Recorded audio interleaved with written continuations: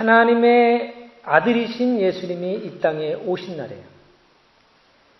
하나님의 아들이 이 땅에 오시는 방법이 어떻게 오셔야 돼야 하나님의 아들답다고 생각합니까?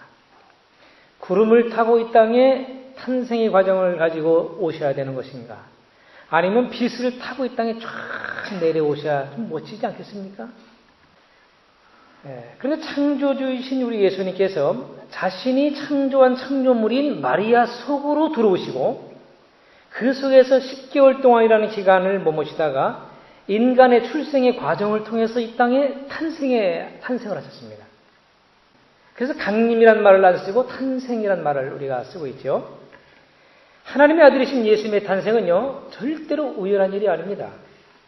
그 출산의 과정을 통해서 이 땅에 오셨다는 거죠. 그런데 그 예수님의 탄생의 과정을 보게 되면 정말 절묘한 시기에, 절묘한 장소에 우리 예수님이 태어나세요. 몇 가지 생각해 볼 텐데, 첫째는 뭐냐면, 마리아가 요셉과 정혼한 그 시기에 주님이 임신을 된 겁니다. 당시 이스라엘 나라에는 보통 여자들이 10대 초반에 보통 약혼을 한답니다. 그 약혼을 하고 그 해 이제 1년 정도 약혼해서 결혼까지 1년 정도 기간을 갖고 있다가 결혼식을 한답니다. 약혼으로부터 결혼까지는 한 1년 정도의 텀이 이렇게 있는 거예요. 그런데 그 1년 동안이 얼마나 중요하냐면 그때 축하연도 하고 선물도 교환하는 공식적인 많은 행사들을 이렇게 하게 됩니다. 그리고 약혼하는 그 1년 기간 동안에 그 신부 측 아버지에게 줄 지창금, 그러니까 그 아내를 데리고 가려면요, 지창금을 가지고 그 신부 측 아버지에게 지창금을 줘야 됩니다. 그리고 자기가 결혼할 그 신부에게 줄 선물을 무엇을 줘야 될지 그러면서 그것을 결정하고 하는 거예요. 그래서 이 약혼의 1년간의 기간은 엄청 중요해요. 그래서 약혼이 딱 됐다. 그러면 약혼하고 난 다음에는 그 약혼한 남녀가 서로 남편과 아내로 불렀습니다. 그래서 마태복음 1장 19절에 보게 되면 아내란 말을 씁니다. 그러나 중요한 것은 뭐냐면 약혼한 1년 동안의 그 기간은 절대 그 남녀가 신랑 신부가 될 그 약혼자가 합방을 하지 않습니다. 그게 규정이에요. 그런데 보세요. 하나님의 구속사를 진행하는 그 시기가 얼마나 절묘한지 그 약혼한 시기에 1년간의 그 시기에 가브리엘 천사를 하나님이 마리아에게 보내요. 그리고 성령으로 잉태하게 합니다. 그리고 그 천사가 누구에게 가냐면 요셉에게, 마리아하고 약혼한 정혼한 요셉에게 가가지고 야, 너가 결혼하려고 하는 정혼한 그 마리아가 임신했어. 이걸 알려주는 거예요. 그러면서 하나님이 천사를 통해서 요셉을 설득시키는 거예요. 그래서 그 약혼을 파기하지 아니하고 결혼을 진행하게 하는 것이죠. 그리고 이건 뭐냐면 가정이라고 하는 울타리를 만들어가지고 마리아도 보호하시고 마리아 속에 태중에 있는 그 아기 예수님을 엄격한 율법 사회로부터 보호하시는 겁니다. 그러니까 하나님께서 일하시는 그 섭리가 얼마나 놀랍습니까? 그러니까 하나님이 일하시는 그 섭리는요, 지금 똑같습니다. 한 사람들을 구원하시고 부르는 모든 과정을 보게 되면요, 우리가 때가 돼가지고 예수를 믿고 누구의 전도를 받아서 예수를 믿었다라고 생각하지만요, 수많은 그의 삶의 속에서 하나님이 간섭하시고 섭리하심이 얼마나 많은지 몰라요. 그래서 하나님이 그를 찾아오셔서 그를 구원하시는 거예요. 하나님이 우리를 인도하시는 모든 과정도 우리가 인식하지 못해서 그렇지, 조금만 믿음의 눈을 가지고 시각을 가지고 우리를 지금까지 인도했던 것을 되돌아보게 되면요, 하나님의 섭리가 얼마나 오묘한지 이루 말할 수가 없어요. 여러분, 이것을 우리가 깨달아야 됩니다. 또 한 가지 절묘한 시기가 뭐였냐면, 첫 번째는 그 예수님을 임신한 시기가 아주 절묘했다고 한다면, 두 번째는 뭐냐면 예수님을 출생한 시기가 아주 절묘했습니다. 누가복음 2장 1절을 본문 말씀 보게 되면 그때에라고 하는 말이 나오죠. 그때가 언제입니까? 예수님이 태어날 때예요. 가이사 아구스토가 영을 내렸다. 로마의 황제입니다. 명령을 내려서 천하로 다 호적하라. 이렇게 말을 했습니다. 이 말씀이 엄청난 결과를 만들어냅니다. 요셉과 마리아는 지금 어디에 살고 있습니까? 나사렛에 살고 있거든요. 이 나사렛에서 예수님이 태어난 베들레헴까지는요, 100km가 넘어요. 엄청 먼 거리입니다. 자동차가 있습니까? 뭐가 있습니까? 애가 만삭이 돼가지고 무슨 말을 타고 달릴 수가 있습니까? 그렇게 부자도 아닙니다. 말이 있다고 하는 것은 지금의 여러분 자동차, 좋은 자동차가 있는 거거든요. 그 정도 수준이 안 됩니다. 엄청난 100km가 먼 거리를 가야 되는데 그 하나님께서는 전혀 그곳에 갈 만한 이유가 없는 요셉과 마리아를 그곳으로 보내시는 거예요. 베들레헴으로. 여러분 당시 이스라엘 사람들은 거의 집단으로 살았습니다. 대가족 제도로 살았죠. 그래서 대가족들로 살면서 그리고 친척들이 주로 친인들이 모여 살았어요. 그리고 친인척들이 주로 좋은 관계를 유지하면서 살았던 것이 당시 예수님이 살았던 그 시대의 문화입니다. 근데 마리아는 임신을 하였고 두 사람은 이제 얼마 있지 않으면 출산을 할 때가 되었는데 하나님이 놀랍게도 그 부부를 베들레헴까지 가게 만드는 거예요. 그래서 성경에 보게 되면 예수님이 만약에 가지 않았다고 한다면 나사렛에서 태어나게 되면요 예언이 성취가 안 되는 거예요.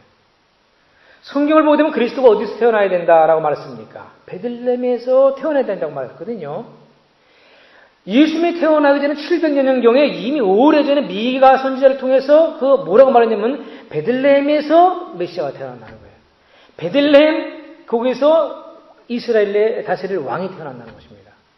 그것이 하나님의 약속이었습니다. 그래서 베들레헴에서 태어나야만 그 하나님이 약속하신 그 예언이 성취되는 것이거든요. 그런데 그 요셉과 마리아가 임신한 몸으로 북쪽 갈릴리 남쪽 그 베들레헴까지 가야 될 이유가 없었는데 하나님이 그것으로 보내시는 과정이 뭐냐면 로마의 황제를 움직여서 그 황제가 칙령을 내리게 하고 인구 조사를 하게 하는데 왜 칙령을 내렸냐고 하냐면 인구를 조사함으로써 뭐냐면 세금을 걷어내려고. 여러분 그 당시에는요 엄청난 로마의 세력이 막강했었거든요. 그래서 얼마나 세력이 막강했냐면 동쪽으로는 페르시아까지, 지금 이란이죠. 이란까지 로마의 세력이 확장되어 있었고요. 그리고 저 서쪽으로는 지금 우리가 살고 있는 이 영국까지 로마의 세력이 지배하고 있었거든요. 그 영토가 어마어마한 거죠. 그래서 천하라고 하는 것은 뭐냐면 이 로마 제국이 다스리고 있는 그 모든 나라들을 말하고 있는 거거든요. 그 나라들에게 명령을 내려서 호적을 해라. 인구조사를 해라. 그렇게 말한 거예요. 그래서 세금을 걷어들이려고 한 거죠. 그러니까 이것은 뭐냐면 세금을 징수할 목적으로 호적할 명령을 내렸는데 그 명령이 하나님의 구속사를 이어가고 있다는 거예요. 하나님의 그 약속한 예언을 성취하는 과정으로 로마의 황제를 사용하고 있다는 것이죠. 이게 하나님이 하시는 일이라고 하는 것은요 정말 놀라운 거예요. 그 로마의 호적 제도를 보게 되면 자기가 살고 있는 거주지에서 가서 인적 사항만 등록하면 돼요. 그런데 그 유대의 호적제도는 달랐습니다. 유대의 호적제도는 뭐냐면 자기의 원래의 조상의 고향으로 가가지고 등록을 하게 돼 있어요. 그럼 이스라엘은 지금 당시 로마의 속국이었지 않습니까? 그럼 로마의 문화대로 호적을 등록하면 되는데 이스라엘 사람들은 자기의 문화를 고집을 했어요. 그런데 그 로마 지구에서는 자기가 점령했다 하더라도 그 나라의 문화라든가 그들이 믿고 있는 종교를 존중했거든요. 그러다 보니 이스라엘 사람들은 자기의 종교를 갖고 있으면서 자기들의 문화를 고집하면서 호적을 등록하게 했기 때문에 자기의 원래 고향으로 돌아가야 되는 거예요. 그러니까 마리아와 요셉은 원래 고향이 어딥니까? 자기 조상이 누구예요? 다윗이거든요. 그들의 조상이 고향이 어디냐면 베들레헴이에요. 그러니까 베들레헴까지 가야만 되는 거거든요. 참 하나님 하시는 일이 이렇게 묘하다니까요. 베들레헴까지 가서 그들은 무엇을 등록했냐면 이름을 등록하고 직업이 무엇인지 재산이 얼마나 되는지 그리고 친인척 관계는 어떻게 되는지 이 네 가지를 등록하게 했습니다. 그러니까 이것을 등록하기 위해서 만삭이 된 마리아가 요셉과 함께 베들레헴까지 오는 거예요. 아주 절묘하지 않습니까? 로마의 황제를 움직여서 베들레헴에서 태어나게 만드는 거예요. 아주 하나님 하시는 일이 이렇게 절묘한 거예요. 출산이 가까운 그때의 먼 거리까지 하나님은 이 요셉과 마리아를 이동시키는 거예요. 보통 사람들이라면요, 나사렛에서 이 베들레헴까지 한 5일에서 6일이면 간답니다. 그런데 그 마리아는 만삭이었고 여인이었기 때문에 아마도 10일 정도는 걸리지 않았겠나. 요일 동안을 걸어가는 거예요, 걸어서. 그런데 나사렛에서 베들레헴까지 오려면요, 여러분 지도를 제가 보니까는 나사렛은 어디냐면 갈릴리에 갈릴리. 거기서부터 내려오는 거예요. 계속 남쪽으로. 내려오는 게 아니라 예루살렘으로 올라가는 거예요. 우리가 북쪽에서 밑으로 내려온다고 하지만 올라와요. 왜 올라오냐면 저희 다 말씀드리겠지만 큰 두 개의 도시를 지나야 됩니다. 사마리아를 지나야 되고 사마리아를 지나면 이제는 예루살렘을 지나야 되는 거예요. 그러니까 예루살렘까지 와도 예루살렘에서 베들레헴까지는 8에서 10km를 더 걸어와야 되는 거예요. 그러니까 굉장히 먼 거예요. 예루살렘 수도에서 베들레헴이 가까운 거리가 10km 이상, 10km 정도 되는 거예요. 그 길을 걸어왔다는 거죠. 그런데 그 갈릴리에서 나사렛에서 이 베들레헴까지 오려면 사마리아를 거쳐야 되고 예루살렘을 거쳐야 되는데 이스라엘 사람들은 사마리아를 어떻게 여겼습니까? 개처럼 여겼습니다. 그래서 이스라엘 사람들은 그 거리를 갈 때 어떻게 합니까? 그 지역을 안 가요. 우회해서 돌아가는 거예요. 왜냐하면 그 땅은 부정하기 때문에 그 땅을 걸어가면 내가 부정하게 된다고 생각하는 거예요. 그래서 가까운 쇼커트인데도 불구하고 그 길을 직접으로 가지 않냐고 항상 돌아다녔거든요. 그래서 이 요셉과 마리아가 만약에 돌아왔다고 한다면 적어도 몇 킬로가 되냐면 150에서 180킬로가 된다는 거예요. 베들레헴까지 오는데. 그래서 참 놀라운 것은요. 제가 그 지도를 가만히 연구를 해보니까 참 재밌습니다. 나사렛에서 그 다음에 사마리아에서 예루살렘 그리고 베들레헴까지 오는 그 지형상의 지형 있지 않습니까? 그런데 그 해발 고도가요 계속 높아집니다. 나사렛은 해발 고도가 375m, 사마리아는 430m, 예루살렘은 765m, 베들레헴은 770m. 그 해발 고도가 북쪽에서 이 베들레헴까지 오는데 점점 높아지는 거예요. 이건 점점 힘든 거예요. 그러니까 메시아를 만나러 가는 그 길이 쉬운 길이 아닌 거예요. 어려운 길인 거예요. 여인 마리아가 자기 속에 예수님이 여기 속에 있지만은 그 예수님을 출산해서 그 예수님을 맞이하는 것, 그 예수님을 만나는 것, 세상에 보여주는 것은요 쉬운 일이 아닌 거예요. 그게. 맨날 며칠을 걸어와야 되고 걸어오는 것도 내려가는 길이 아니라 올라가는 길에 계속 올라가는 길이에요. 그래. 많은 교훈이 생각나지 않습니까? 그런 환경을 보게 되면 지리적인 것을 봐도 엄청난 하나님의 섭리를 우리가 보게 되는 거예요. 근데 하나님께서는 사람이 알아채지도 못하는 사이에 구속의 역사를 이어가고 있어요. 그때 마리아가 인류를 구원할 구세주를 임신했다는 것을 세상 누가 알았겠습니까? 몰랐죠. 알았다고 하면 그 마리아를 어디로 영접했어요? 왕으로 영접을 하고 자기의 좋은 집으로 영접을 하고 좋은 이불이라든가 좋은 옷가지를 갖다 만들어 놓고 막 그 여인을 맞이했을 거예요. 근데 한 명도 알아보지 못했어요. 그런데 하나님은 아무도 알아보지 못하는 그 사이에 조용히 구속사를 이끌어 가시는데 그 이름도 없는 여인의 속으로 이 하나님이 들어오셨다는 거죠. 어린아이의 과정으로 들어와서 10개월이라는 과정 속에서 성장을 해서 세상에 이제 출연을 하려고 하는 그 세상의 무대에 데뷔하려고 하는 놀라운 과정에 지금 있는 거예요. 참 멋있지 않습니까? 로마의 황제가 자기의 권력을 과시하고 세금을 걷어들이기 위해서 인구를 조사하고 호정령을 내려서 세금을 걷어들여 내가 써야지라고 했지만은 자기가 지금 하고 있는 그 행위가 하나님의 구속사를 이끌어가고 있고 하나님의 구속사를 이어가고 있다는 사실을 그가 알았겠냐고 하는 거예요. 몰랐죠. 자기가 지금 무슨 일을 하고 있는지도 모르면서 하나님의 일을 하고 있는 거예요. 로마의 병정들이 이스라엘 백성들이 예수님을 십자가에 못 박고 예수님을 죽이는 그 과정 속에서 그들은 분노했었고 그들은 어떻게 예수님을 죽여야 된다고 하는 분노심이 있어서 예수를 죽였다고 하지만은 그들이 예수를 죽이는 그 행위가 구속사를 이어가고 있다는 사실을 모르는 거죠. 가룟 유다가 예수님을 팔았습니다.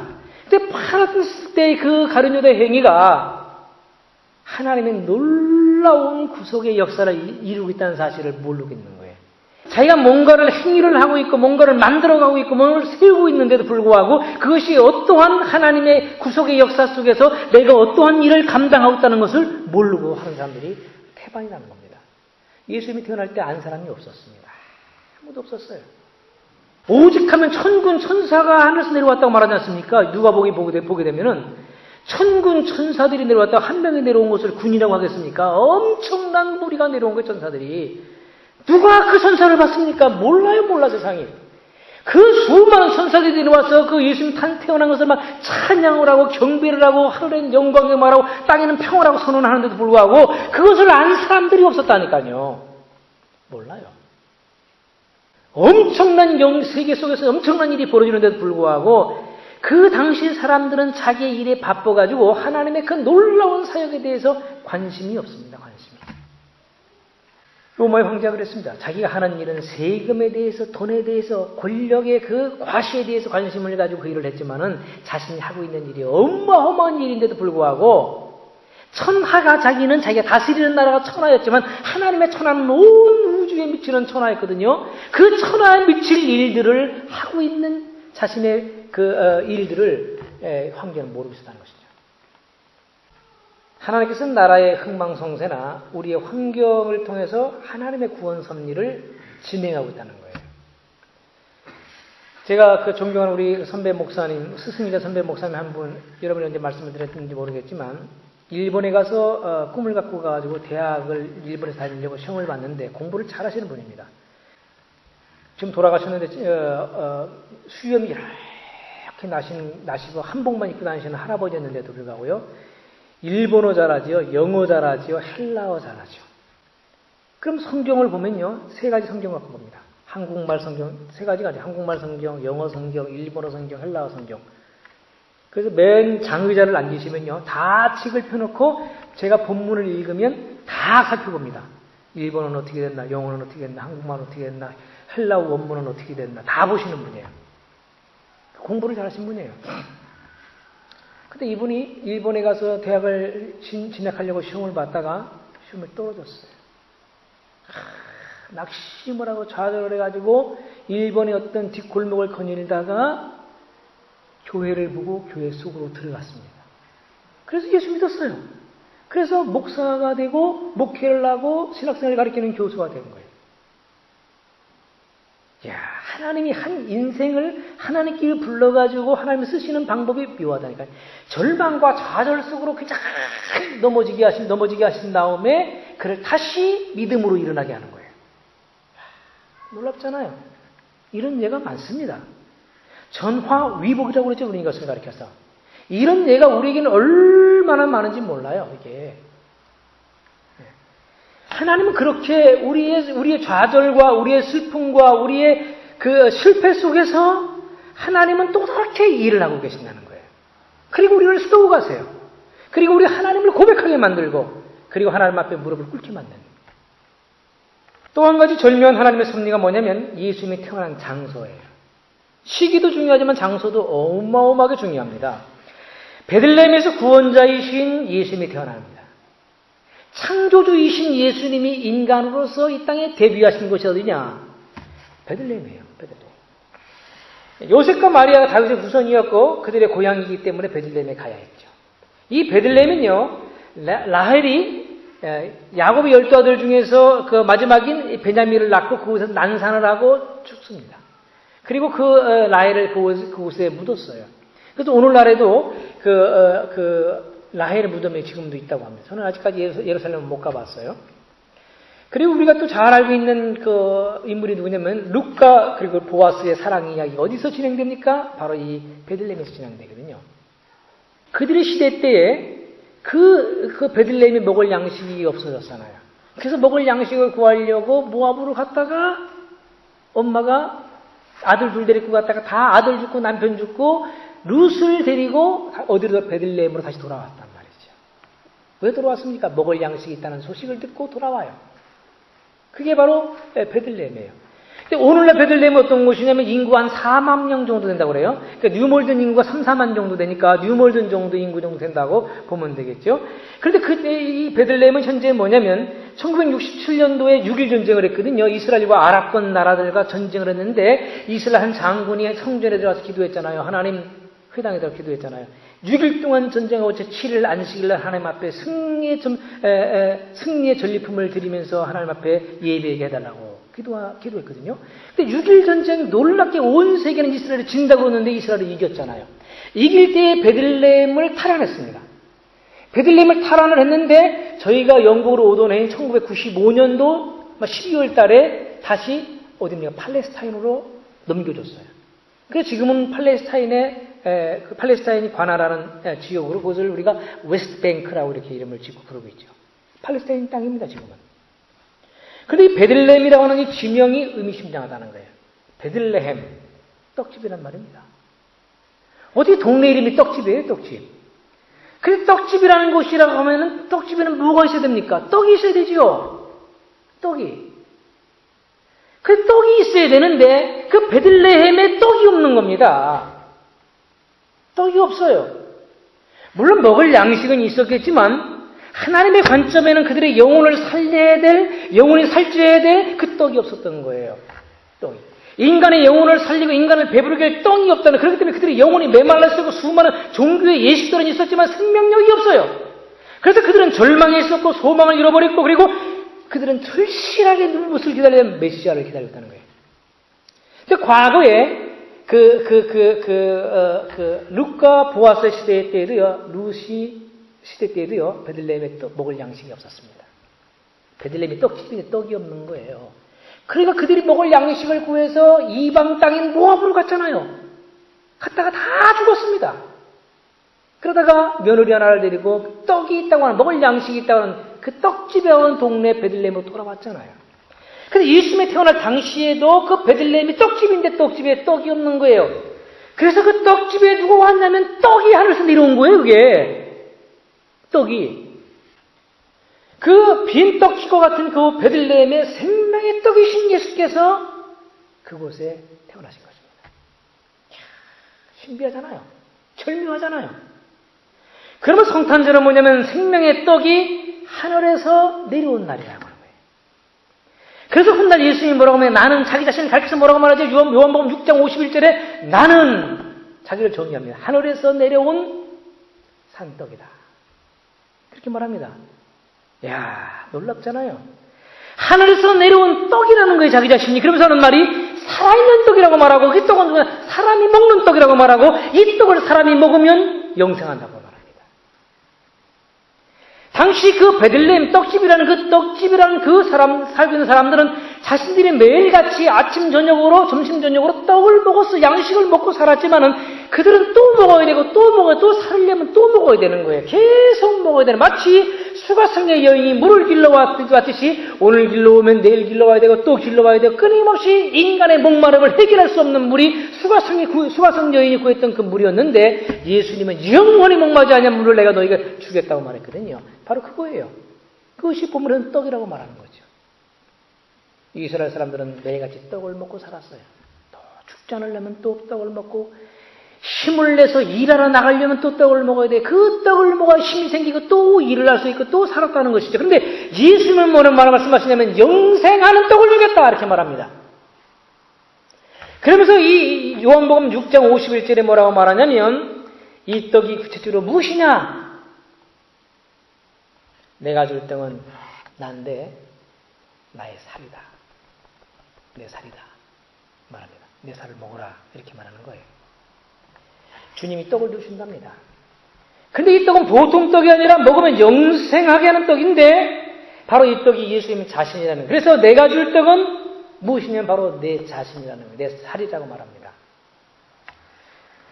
재밌잖아요. 떡집이라고 하는 베들레헴에서 태어나셨어요. 근데 예수님이 지금 어디에 계십니까? 여관이 아니에요. 마구간에 계세요. 마구간에. 마구간은 어떤 곳입니까? 짐승이 사는 곳이에요. 짐승집이에요. 짐승집. 여러분, 짐승이 살고 있는 그 마구간에 예수님이 태어났다는 거예요. 사람들은 소나 양들을 자기 집에 들여서 자기 잠자리에 들여와 같이 자는 사람이 있습니까? 아니거든요. 짐승은 짐승 우리에 눕는 게 이게 보편적이고 평범한 일이 아니겠습니까? 그 사람이 마구간에 있는 짐승들 속으로 내가 들어가가지고 거기서 자는 사람이 있습니까? 그럼 바보지요. 짐승은 짐승 집에서, 사람은 사람 집에서 이렇게 사는 거 아니겠습니까? 그래서 마구간을 짓고 사람 집을 짓는 거예요. 그래서 틀린 거예요. 그런데 창조주이신 우리 주님이 지금 이 땅의 삶의 시작을 어디서 했냐고 하는 거예요. 짐승의 집에서 시작했다는 거예요. 짐승의 집에서. 왕궁이 아니라 짐승의 집에서. 그곳에 짐승의 집에 지금 무엇이 내린 거예요? 영원한 떡이, 영생하는 떡이 뿌려진 거예요, 지금. 그 짐승의 집에. 이게 의미심장하다는 거예요. 영생의 떡이 짐승들이 있는 그곳에 지금 뿌렸다는 것이죠. 이것은 영적으로 소경과 같고 무지하여 본능적으로 살고 있는 사람들에게 예수님이 오셨다는 사실을 상징적으로 이렇게 보여주는 거예요. 그래서 마구간에 태어나신 것입니다. 성경을 제가 이것저것 찾아봤는데 디도서 1장 12절에 보게 되면요. 그레데 사람들을 짐승 같은 사람이라고 그랬어요. 그것도 악한 짐승 같다 그랬습니다. 그래서 왜 그들 악한 짐승이라고 말했냐면 자신의 이익을 위해서라면 타인의 희생을 아랑곳하지도 않고 잔인했던 그레데 사람들을 가리켜서 이 아주 악한 짐승들이다 그랬습니다. 사람을 짐승이라고 말합니다. 그래도 우리나라도 그러잖아요. 사람이 하도 못된 짓을 하니 짐승 같은 놈 그러잖아요. 사람을 가리켜서. 근데 그레데 사람들도 이 악한 짐승이다라고 이렇게 얘기했습니다. 그것만이 아니라 베드로후서 2장 12절에 보게 되면요. 거기도 짐승 같다고 그랬습니다. 여기서 짐승이란 누구를 가리키냐면 거짓 선지자를 가리켰거든요. 필연적으로 멸망한 일들을 가리켜서 아주 짐승 같다 그랬습니다. 유다서에 봐도 거기도 짐승이 나옵니다. 유다서에서 말하는 짐승은 뭐냐면 유다서 1장 10절인데 거짓 교사들을 또 여기서 말하는 건데 이들은 영적인 세계에 무지해가지고 무지한 세계, 영적인 세계도 무지하고 하나님에 대해서도 알지 못하고 천사에 대해서도 제대로 알지 못하면서 그냥 비난만 하고 있는 이 사람들, 단지 그러면서 본능적으로만 살아가고 있는 이 사람들이라고 해서 짐승이다 그랬습니다. 짐승이에요. 그러니까 우리 주님께서 바로 어디에 오셨느냐? 짐승 같은 사람들이 득실거리는 이 세상에 오셨다는 거예요. 예수님이 태어난 그 마구간 안에 있는 짐승들만 영적으로 무지한 존재가 아니라 당시 모든 인류의 사람들은 다 무지하다는 거예요. 우주를 창조하신 그 인간을 창조한 자신의 주인이 이 땅에 왔는데도 불구하고 모른다는 거예요. 그래서 요한복음 1장에서는 빛이 세상에 왔는데도 빛을 모른다는 거예요. 어떻게 빛이 떴는데 빛을 모릅니까? 태양이 떴는데 어떻게 태양이 떴다라고 모를 수가 있습니까? 무지하다는 거예요. 영적으로 소경이라는 겁니다. 그래, 이 소경 가운데 모든 인류의 사람들, 즉 하나님의 세계도 알지 못하고 영원한 천국도 알지 못하는 모든 세계 사람들을 가리켜서 너희는 무지한 사람들을 너희들이 누구냐? 짐승이라는 거예요. 예수님에게서 상징적으로 어디에 태어나냐면 마구간에 태어난 거예요. 짐승의 집에 태어나신 거예요. 그래서 그들 가운데 무엇을 뿌렸습니까? 자신의 생명을 뿌려준 거예요. 영생의 떡을 뿌려준 겁니다. 놀랍죠? 그래서 구원자신 우리 예수님이 이러한 곳에 영생의 양식으로 오신 것입니다. 그래서 요한복음 6장 51절에 말하기를 내가 너에게 떡을 줄게. 그렇게 말합니다. 이 떡은 다른 게 아니야. 내 살이야. 이렇게 말합니다. 그런데 이 출생의 과정이라든가 요한복음 6장에서 하셨던 말씀을 똑같이 십자가 지시기 전에 제자들을 모아놓고 성찬식을 하면서 똑같이 말씀하시잖아요. 이렇게 말씀하신 주님이 떡이라고 하는 베들레헴에 태어나셔가지고 중요한 건 어디에 누워 계셨습니까? 오늘 본문 7절에 보게 되면 구유에 누워 계셨다 그럽니다. 구유가 뭡니까? 짐승의 밥그릇입니다. 창조주께서 친히 생명의 떡이 되셔서 짐승이 사는 곳으로 오시더니 그 짐승의 밥그릇에 누워서 하시는 말씀이 나를 받아 먹어라 이렇게 말하는 거예요. 나는 보통 밥이 아니라 하늘에서 내려온 떡이다. 너야 이것을 먹기만 하면 영원히 살 거야. 그래서 내 살을 먹고 내 피를 마시는 자는 영생을 가졌고 마지막 날에 내가 그를 다시 살리리라. 할렐루야. 이 말은 예수님을 먹으라고 그랬잖아요. 그럼 예수님을 먹을 수가 있어야죠. 우리가 어떻게 먹습니까? 있으면 그냥 막 이 말씀의 진리를 안다면 막 뜯어먹을 텐데 막 잔인하잖아요. 그래서 초대교회에 얼마나 오해를 받았습니까? 인육 먹는다고. 성찬식을 하니까. 실제로 그랬습니다. 근데 이 예수를 먹는다고 하는 것은 뭐냐면 우리가 예수를 믿고 예수를 영접한다는 것을 먹는다고 하는 표현으로 쓴 거예요. 내가 예수를 구주로 영접하는 그 자체가 예수를 먹는 거예요. 그러니까 예수를 내가 영접하면 주님이 내 속에 들어와서 나를 살리는 거예요. 그리고 나와 함께 하시는 거예요. 그래서 요한복음 6장 56절에 보게 되면 내 살을 먹고 내 피를 마시는 자는 내 안에 거하는 것이고 나도 어떻습니까? 그 안에 거한다. 예수를 믿으면 예수를 구주로 영접하면 예수가 내 속에 들어오고 내가 예수 속에 들어온다는 거예요. 하나가 된다고 하는 거예요. 하나가. 우리는 오늘 성탄의 날을 맞이했죠.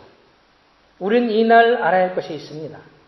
이것은 뭐냐면 예수님이 낳고 천한 이곳에 오셨다는 것, 이 단순히 하나님이 인간이 되셔서 비천한 이 세상 속으로 오셨다고 하는 것, 그 이상이라고 하는 거예요. 그래서 뭐냐면 주님이 이 땅에 오셨다고 하는 것은 뭐냐, 마치 짐승과 같이 살고 있는 무리들 가운데 오셨고 그들을 향해서 자신의 몸을 주었다고 하는 것입니다. 인간은 모두 성탄의 의미를 몰랐죠. 모릅니다. 지금도 인간들은 성탄의 의미를 모르니까 예수님이 오실 당시와 똑같이 살고 있잖아요. 상점은 막 바빠요. 친척들을 찾아다니고 이 기독교 문화권에서는 우리나라 명절처럼 집에 찾아가듯이 부모를 찾아가고 형제를 찾아가고 선물을 나누고 서로를 축복하고 막 바쁩니다. 바빠요. 맞습니다. 그게 그렇게 해야 됩니다. 그런데 그들이 그렇게 하면서 무엇을 뺏으냐면 주인공을 빠뜨려버린 거예요. 주인공. 참 이게 우리가 이 성탄절인데 성탄의 주인공이 사라져버린 성탄절. 생일날 생일상을 차려놓고 막 기뻐하고 있는데 생일자가 없이 우리끼리 축하하고 있는 거예요. 생일 축하합니다. 하고 있는 거예요. 이게 말이 안 되는 일들이 지금 우리가 벌어지고 있는 거예요. 그래서 성탄을 감사하고 성탄을 예배하고 있는 분들은 뭐냐? 구유의 생명의 떡으로 오신 주님을 먹은 사람들과 같은 거예요.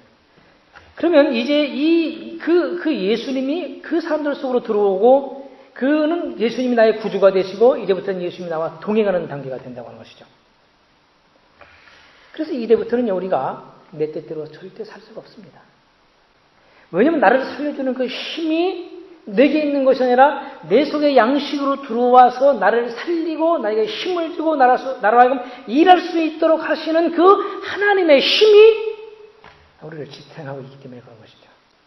이게 성탄을 알고 있는 사람들의 삶의 신비인 것입니다. 그래서 이 신비를 경험한 사람의 고백이 누구였어요? 사도 바울이 이런 고백을 하잖아요. 예수를 먹고 난 이후에, 예수를 믿고 난 이후에 고백하기를 우리가 잘 알고 있는 말씀, 갈라디아서 2장 20절에 뭐라고 말합니까? 이제는 내가 산 것이 아니다. 살았는데 산 것이 아니랍니다. 이게 역설적인 거예요. 살았는데 산 것이 아니라고 말해요. 이제는 내가 산 것이 아니요 오직 내 안에 그리스도께서 사신 것이다. 그러니까 내 삶이 있고 내 속에 계신 그리스도의 삶이 있는데 무엇이 중요한 거예요? 그리스도의 삶이 중요한 거예요. 이게 왜 그렇습니까? 나의 삶과 그리스도의 삶이 하나가 됐다고 하는 일체감을 느껴야 되는 것이죠. 근데 예수의 삶, 내 삶이 달라면 따로따로 가면요 이거 안 되는 거거든요. 그러면서 하는 말이 내가 이제 내 육체 가운데 잠시 내 삶이 머물러 있는 것은 뭐냐면 나를 사랑하사 나를 위해 자기를 버리신 하나님의 아들을 믿는 믿음 안에서 사는 것이다. 이렇게 자기의 삶의 의미를 정의해 나타난 것이죠. 그리고 한 걸음 나가서 한 말이 로마서 14장 8절에 이렇게 말합니다. 우리가 살아도 주를 위하여 살고 죽어도 주를 위하여 죽나니. 자기 삶의 중심이 명확했다는 거예요. 사나 죽거나 우리가 주의 것이오다. 이렇게 말합니다. 이제는 나를 위해서 살 수가 없는 겁니다. 그래서 그때부터는 내가 하는 모든 일에 중요한 그 두 가지를 꼭 기억하시기 바랍니다. 삶의 동기와 삶의 목적이 주를 위한 것으로 모아지기 시작해요. 내가 지금 하고 있는 일이 동기가 뭐냐고 하는 거예요. 이게 하나님의 일이냐 나의 일이냐라고 생각할 때에 여러분이 쉽게 하는 방법은 뭐냐면 내가 지금 하고 있는 일의 동기가 하나님을 위한 것이냐 나를 위한 것이냐, 내가 하고 있는 이 일의 목적이 나를 위한 것이냐 하나님을 위한 것이냐. 삶의 모든 일의 동기와 목적이 하나님에게로 모아지기 시작하는 거예요. 공부를 해도 직장을 다녀도 무엇을 해도 그것이 하나님을 위한 동기로 목적으로 바뀌게 되는 줄을 믿으시기 바랍니다. 주님이 나를 살리시는 영으로 자신을 내어놓으셨어요. 이것이 성탄절입니다. 이런 성탄의 의미를 깨닫게 되고 그 은혜를 알게 된 사람들은 바울의 고백이 우리의 고백이 되는 거예요. 그래서 저는 그런 바울의 고백을 다시 한번 여러분에게 말씀을 드리고 성탄의 메시지를 마치려고 합니다.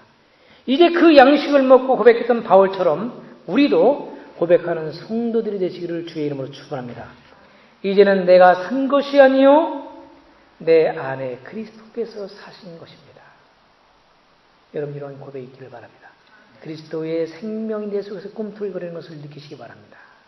마리아가 예수님을 잉태했을 때 그 생명을 느꼈듯이 꿈틀거림을 느끼고 같이 호흡하는 것을 느꼈듯이 아기가 좋아하는 것을 먹고 싶은 산모의 마음처럼 우리도 주님이 좋아하는 것을 먹고 싶고 주님이 좋아하는 것을 경험하고 싶고 그것을 축적하고 싶은 마음이 우리에게 있어야 되지 않겠습니까? 내 안에 계신 그리스도께서 산다고 하는 것을 우리가 인식하시기를 바랍니다.